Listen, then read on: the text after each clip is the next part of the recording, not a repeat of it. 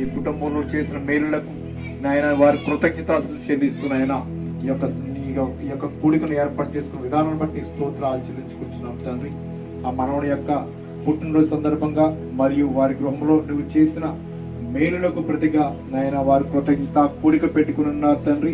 అందును బట్టి స్తోత్రాలు చెల్లించుకుంటున్నాం నాయన. నిన్ను నాయన ఆశ్రయించే వారికి ఏ మేలు చేయక మానవుని వాక్యం ద్వారా సెలవిచ్చావు దేవా. అందును బట్టి స్తోత్రాలు చెల్లించుకుంటున్నాం. ఉదయ సాయంకాల ఉత్పత్తులను దయచేసి నాయన భూమి నుంచి ఆహారము దయచేసి నాయన గాలి నీరు వస్త్రము సమస్తము దయచేయించిన దేవా నీకు వందనాలు చెల్లించుకుంటున్నాం. నేను నమ్మిన బిడ్డను అనాథలుగా విడిచిపెట్టే దేవుడు కాదు తండ్రి.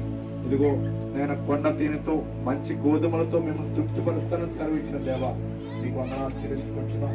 నేను నమ్ముకున్న ద్వారా నేను శాశ్వతమైన ఆనందాన్ని దయచేస్తానని సెలవిచ్చిన దేవా నీకు స్తుతులు స్తోత్రాలు.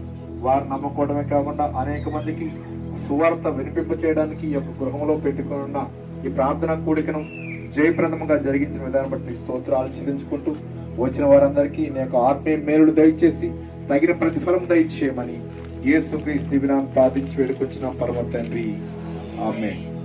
తండ్రి అయిన దేవుని ప్రేమయు ప్రభువైన యేసుక్రీస్తు వారి కృప పరిశుద్ధాత్మ దేవుని కన్య సహవాసం ఇప్పుడు ఎల్లప్పుడూ సదా సంరక్షించి కుటుంబాన్ని మరింతగా ప్రతిపరచును గాక.